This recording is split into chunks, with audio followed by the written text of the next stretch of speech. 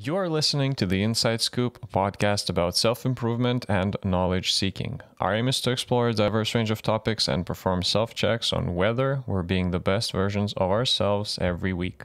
I'm your host, Marius Urbalis. I'm here joined by my co-host, Oscar. Hi there. Hi there, mate. And it's been quite a hectic 3 weeks, I gotta say. I remember the past two episodes, we actually talked and checked back in to see how we're doing. And just as predicted, second week of uni was easier than the first one, and so on. Mm-hmm. Although the third one, as much as it wasn't all that bad, I think, we kind of missed an episode. That's interesting. It wasn't good. Not good at all. Yeah, but do you have any predictions why that might have happened, or like any speculations? I think it was just we spoke about this. I think it was just the workload. Throughout the whole summer, we just set out this thing to do the podcast every day. We were doing the podcast throughout the whole summer and before the summer as well, every week. And particularly in the summer, like it was like the priority kind of. If there was something else going on, like we could a lot of times put it off for the podcast. But I don't know, with uni starting and like a real responsibility appearing, I guess, it was actually tiring. And then we just didn't want to, I guess, do the podcast anymore as much. Yeah, or I think it's also because you're right. So in the summer, right, we have this kind of carefree routine, which we kind of set for ourselves, and then we can just tell ourselves, we're going to do a podcast every Friday. Boom, that's it. You don't need to do anything else. And now, when we have so much going on, I think I just forgot about it, right? It's like because I never planned it, right? I never put it in the schedule. Well, yeah, that's bad because we do it at the same time every week. Yeah. But the thing is, it's not a habit yet, I think. Or no, it would be a habit. And I think that's too easy of an excuse to say that you simply forgot. I think you wanted to forget about it without knowing it. I think that's what it is, really. Like, you would take any opportunity that you would want to forget about it. And I'm not saying that as a bad thing or, taking a dig at you. I'm just saying it as the podcast, when we do it, it actually requires effort from us, whether we notice it or not, to have a conversation that's at least somewhat engaging or interesting or whatever. It requires effort. And for you, it requires effort too. Like, then after the podcast, to edit it and set up before the podcast, and then edit it afterwards and upload it, and all of that is also effort. And when we already have real responsibilities, which we have to tend to with university, we don't perhaps have any will left over, as opposed to in the summer. Like, we would always dedicate some effort to the podcast, and then perhaps not dedicate effort to other things so much. That little bit of effort that it takes to do the podcast. Yeah, that's what I thought, and it's like in the summer, your schedule is more free, right? It depends on how you set it. And there's no things that just pop up. And I think what happened that Friday, I feel like I believe I was at work then throughout the whole night. So yeah, it's the Friday, but yes, we didn't do it on Friday, and we should have done it on Saturday or the Sunday, and we also didn't do it. So while things did come up, like you were streaming that football game, I think, and then we were going to record it really late, and by that time I didn't predicted I should have that I was going to be really fucking tired, and I was just like in no shape to record a podcast. And even the week before that, when we recorded it, the podcast was, I want to say, like one of the purest podcasts we've done, especially from my side. I was very irritable and just very angry and stuff in the way I spoke about things, and very irrational. And so, yeah, it was all of these things, like real world responsibilities getting in the way, and not only in the way of being in the schedule when we're supposed to do the podcast, but also taking up space in our minds when previously we might have, I don't know if you did, thought about the topics for the podcast beforehand, and not specifically for the podcast, but in general, when I spoke about different topics of ideas that I was thinking about at the time, I had the time to think about these ideas before the podcast. Nowadays, the only thing I could speak about is what we're doing on the project, which is not vaguely, which is hardly interesting for anyone listening, right? Because that's what would occupy my mind, apart from stress of all the other things going on as well. But yeah. Yeah, I can understand that totally. Just when you have more free time, you tend to think about more things, right? You have to do something with the time. So it's thinking, organizing things to do for yourself and all the others. And now it's just, we're being presented with tasks. Thus, there's less, I guess, free personal time or whatever to do your own stuff. But my teacher always used to just always say, if I would say, oh, I don't know, I don't have time or something, she would just get very upset and like, no, you just don't want to have time. Like, you don't want to make time. There's no way. Yeah. You can't just say like, I don't have time, because you do. And it's just how you're going to schedule it, Yes. how you're going to lay it out. I feel like now, more than ever, I would need that scheduling motivation and effort and, I guess, advice or something on how to properly schedule things out, because I've heard that there are scheduling systems, like people do the 15-minute blocks. Others, I don't know, just don't think about it at all. Others just have like a vague idea of what they want to accomplish in the week. I noticed that if I do a task list, I use like Google Tasks, and I just, lay it out, and I put the deadlines on them, like just attach a due date. I'm going to just, eventually accomplish all of them. But I was always skeptical of that, oh, hey, let's do this on, at 3 p.m. or like go and do this at 5 p.m. because I never know what, something pops up or something, right? What's your take on it, though? Well, there's good reason to be skeptical of it. It doesn't, we spoke about schedules before and the advantages of them, and why they won't also, solve all your problems. And we spoke about why it pays to have a schedule. You when you do have a schedule, you have if you time box things, however much the time you give yourself to do something, you're gonna fill up all that time, supposedly. So if you can divide up your day into, like, let's say you have an 8-hour working day, and you divide that up into, like, because we're university students, we're doing different modules and different stuff. We're not just kind of doing one task for the whole day or whatever. Divide it up into like 2 hours. Imagine you're not eating in that time.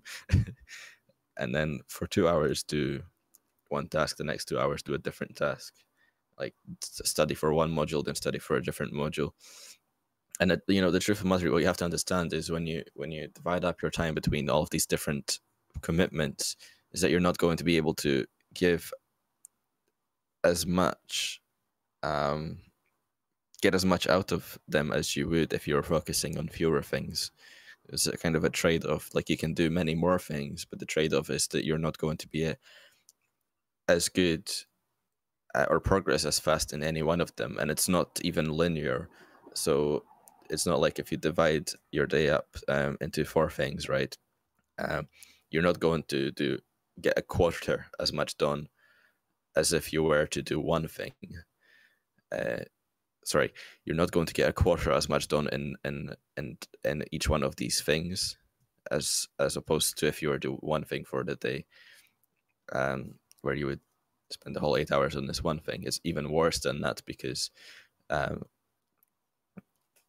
well, it's even worse than that. I say, what I mean is, you're going to have a different level of understanding of each of these topics, a lower level of understanding of each of these topics. You're going to be able to do all of these things, and that's cool. But you're not going to be able to dive deep into any of them. And what that kind of means, you have to kind of find a balance for whatever you're trying to achieve, obviously. Like, as we talked about optimization in the past episode a long time ago, we should probably talk about it sometime again. This is very interesting. True. But yeah, like, so what's going to happen if you focus on one thing for the entire day? There's obviously going to be diminishing returns, because while you are focusing on this one thing, you know, with time, you're going to be going with as the day progresses, you're going to be going deeper into this thing. You're not necessarily just going to be trying to complete, you know, some list of exercises from for a module, because that's more than enough. Whole day is more than enough time to do that. But if you give yourself the entire day, like a time box of the entire day for it, you're going to fill up all that time with also doing like your own additional research and stuff. You know, to fill up that time, and that's might not be good if you have other things that you need to tend to as well. I'm rambling on right now, but I've very incomplete ideas of how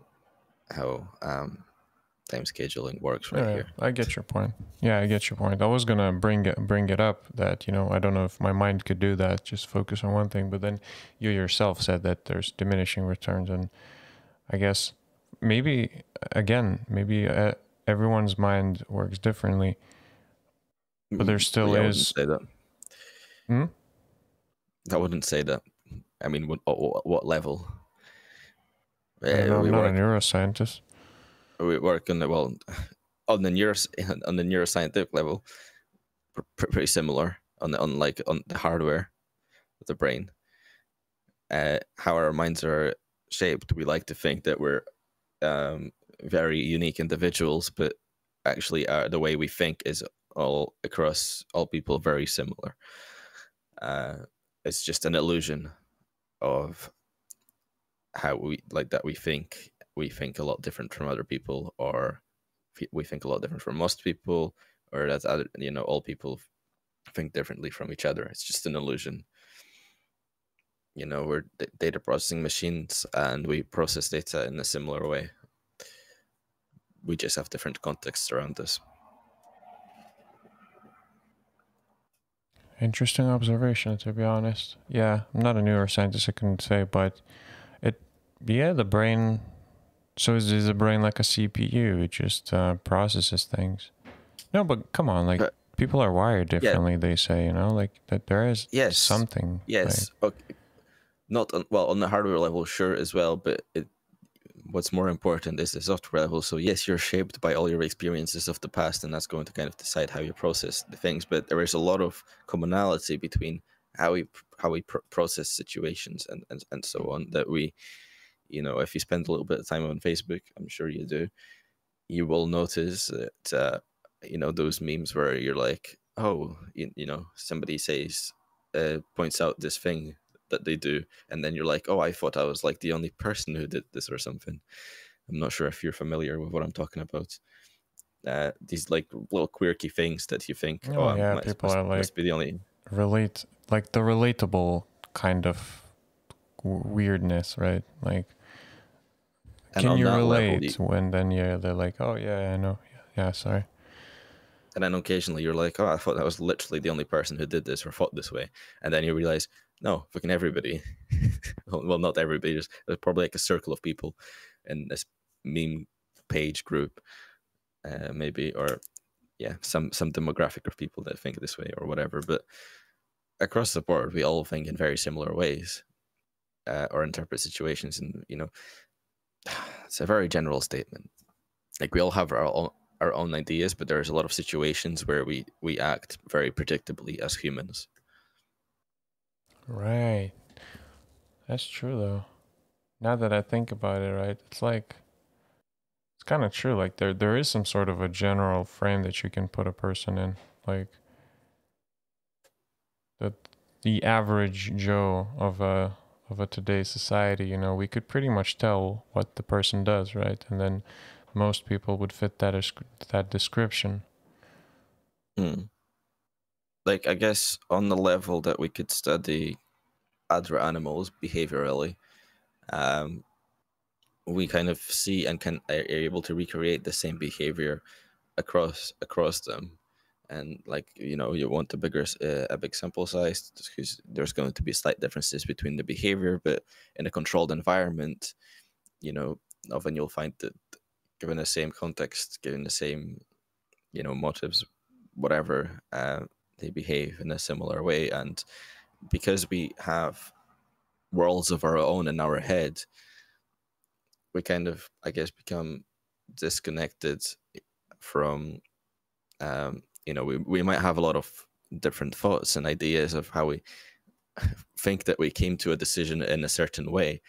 But at the end of the day, it might be that most people would come to the same decision, and each of them would think that they came to this decision in a unique way, when it probably isn't so unique, because we create like rational worlds of our own to explain the decisions that we make.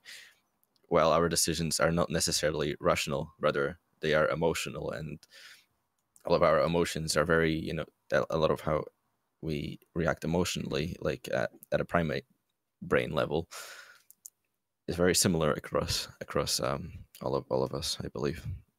Yeah, have you even heard of If those? I'm Sorry, I'll quickly just put this point out. Have you heard of this where people do inventions, right? And then apparently someone else at the almost same exact time on the opposite, you know, part of the world just apparently invents the same exact thing. Are you aware of these situations at all? I mean, I've heard of it, yes. I've Yeah, not it's looked like into it. that's, you know, one of the other things, I guess, how brain maybe works similarly, and then they would need Yeah. the same inputs of Yeah, it's like interesting. research and all that, and then boom, you churn out a paper or something. I guess especially if we have, you know, how connected we are with the internet, and we can see similar information to somebody across the other side of the world, uh, potentially, maybe in academic circles especially. Uh, and yeah, like it kind of makes sense. But yeah, I just wanted to say before that is that, you know, I'm putting these things out there, but I kind of feel the need to. Well, I'm not entirely sure about a lot of the things I'm saying right now. So yeah. Yeah, I mean, we've never really claimed to be experts, but in order to have an interesting conversation, you have to, you know, not run out there and Google or whatever, you know, because otherwise it's just, you know, people just become how this this one guy, I just recently heard this metaphor, incels, in Hmm. dash cell, as in like in a cell phone. Those people who are like, you know, you're having a conversation and someone's like, oh, how many years do you think Richard Nixon or some other, you know, president served, or like which president was it? And someone just takes out a phone and like, oh yeah, I know, I can Google that. It's like, oh dummy, obviously every one of us can Google. We're just having a conversation, you know. Or Lol. someone who doesn't, I don't know, doesn't entertain you for like 2 minutes, and then you just take out your phone and start like socializing out Oh there. yeah. That's just stupid, man. But Well, yeah, so yeah, yeah, it's interesting. It's interesting. Yeah, when I went on a cycling trip with my friend recently, uh, my phone died. Right, I wasn't on my phone an awful lot. I was on a cycling trip. I was on a bike, but my phone died when we kind of stopped at this city that we got mm-hmm. to, town. So I guess city, yeah. Uh, and yeah, like the rest of the time, I was just there having a conversation, and I wasn't like distracted by my phone or anything. And I guess I was more of an interesting individual to speak to than I would be if I could just distract myself with my phone at any moment, True. That's interesting. because I kind of had that burden of that on me. Like I couldn't be like, I don't know what to say. I'm gonna go look at my phone, right? Yeah, yeah. It's like it's so easy to take it out, you know, it's like a shield, but I think that could be a good conversation for a next time. Actually, Perhaps I don't know note it if we can down. have a whole conversation about it. Not necessarily a full one. We just put it in the ideas list. Yep. Yeah, well, if there's anything else you want to bring up, if not, I think it's our time. Yeah. It's all, I guess. Was nice catching up with you, man. You as well. Appreciate it, and see you later. And everybody, thanks for listening. Bye. See you.